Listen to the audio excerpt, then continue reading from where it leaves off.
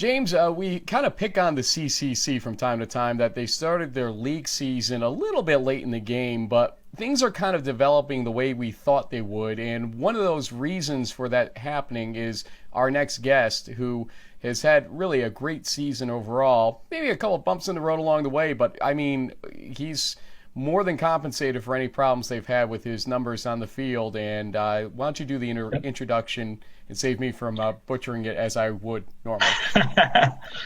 Well, I think he's a big reason why Western New England kind of got on the D3 football map.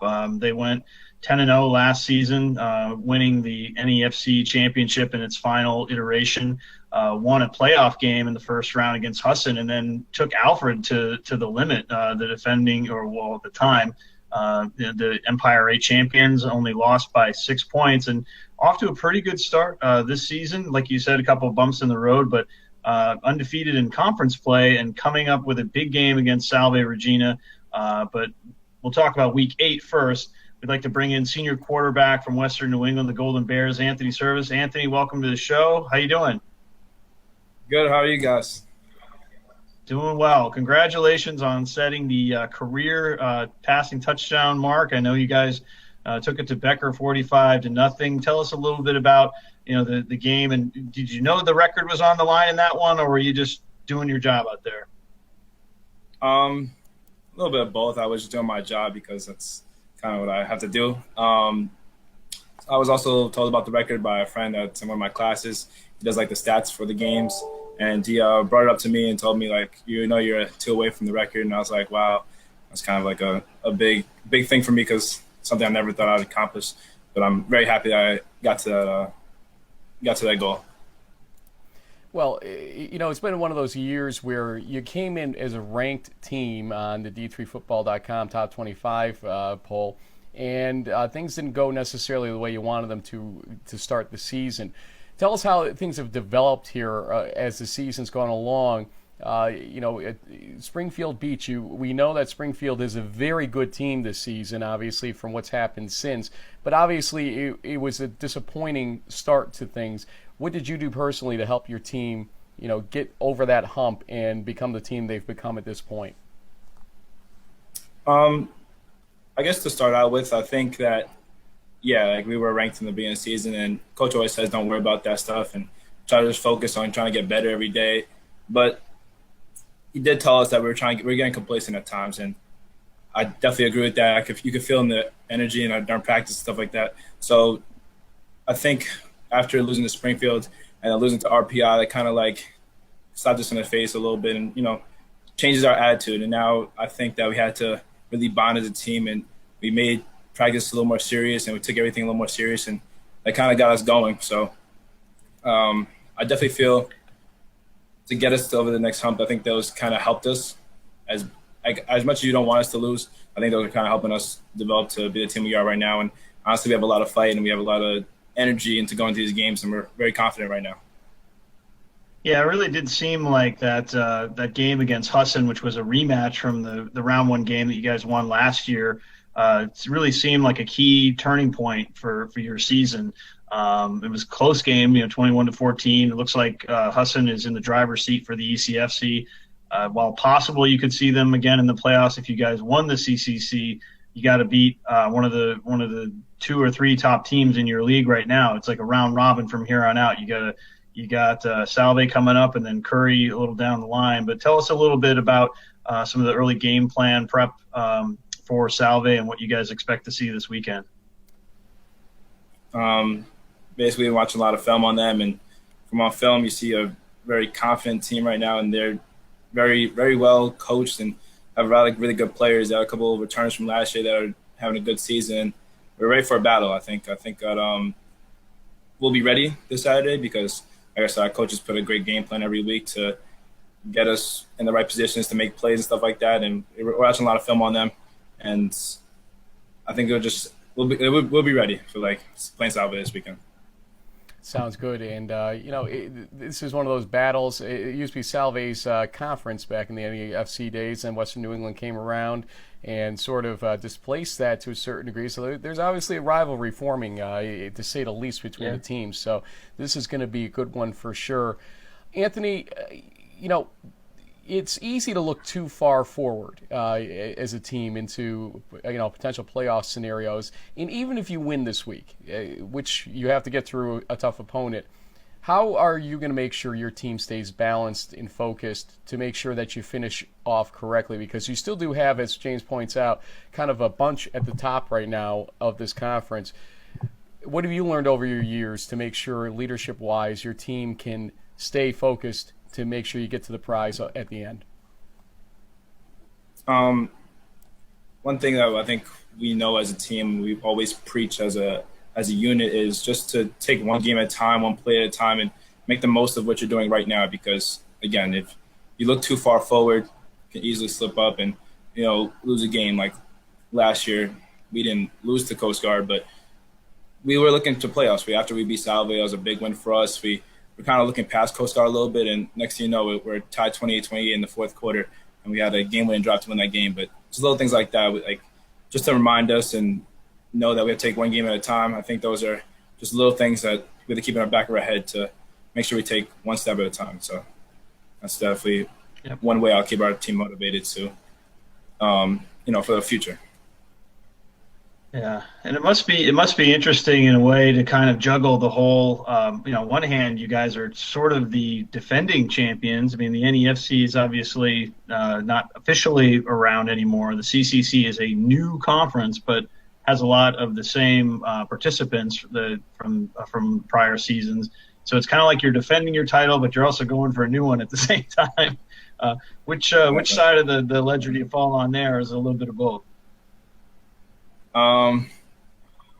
That's a good question. I don't know how to really answer that. I feel last year we always preached that let's be the last team to win the NFC conference and stuff like that. And this year to have a new scenario saying let's be the first team to win the CCC conference. So it's kind of we kind of separate them. But again, I think we know what our goal is and we know what we want to do. So we're going to try to do that to our best abilities. James, the NUMAC just called. They said that probably the one thing they should be thankful for is they were able to retain their automatic bid, because the NUMAC has to worry about Pool B, not Pool A. So it's one thing to think about. At least they retain it. Anthony, Lake Ronkonkoma, New York, which is Long Island. Or maybe I should say Long Island. So I'm a Manhattan guy these days. How do you say that? Lake Ronkonkoma. Ronkonkoma. So how does somebody that's Nassau County, right? If I'm thinking correctly? No, that's Suffolk County. That's Suffolk County? See, this is how bad I am. Suffolk County. So that's eastern Long Island. And you somehow get up to Western New England. Maybe the Port Jeff Ferry took you apart. I don't know. What happened here? How did you get to Western New England for school ultimately? Kind of Coach Emery reached out to me. I was again recruited by a couple of D3 schools from upstate New York, and then a couple schools in Jersey, and I had a couple schools in Massachusetts. And Coach Emery, showed some interest in me, and I kind of went on a visit here, and it just kind of felt right. And it gave me a good reason to come here. And I saw the sport program, a sport management major, and I really liked the program here. It was a really good fit. It kind of told me what I wanted to hear as an athlete, and I've been here for 4 years, and I love it, honestly.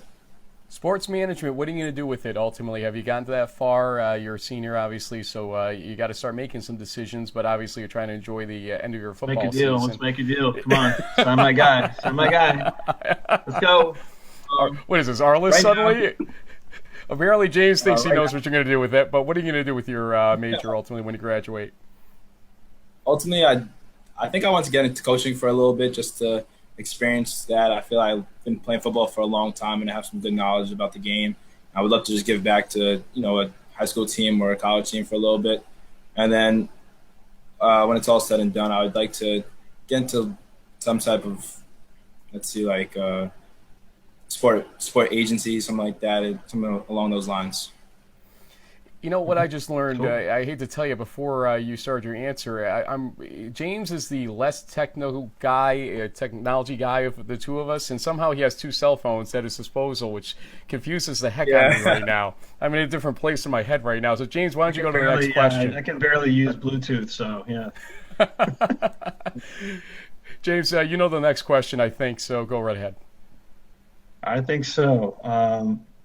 This is kind of an old tradition on our show, Anthony, that every guest we bring on, we welcome them to give shout outs, like perhaps to Mr. John Wayne Service and Jennifer, your mom, friends, family, whoever else is out there watching, teammates. The floor is yours. Had some people thank their professors, actually, which has been interesting this season. That was a first. You don't have to do that, but that was a new one. Maybe surprise us and see. Anthony Service, the floor is yours. So before he gives you any more ideas here, shout outs to any friends, family, etc. I like to, I guess, start with my parents. I have a great dad and a great mom, and they come support me to all my games. My mom shows up every single game for the last 2 years, away and home. So I wouldn't be where I am without her support. I really am grateful for that.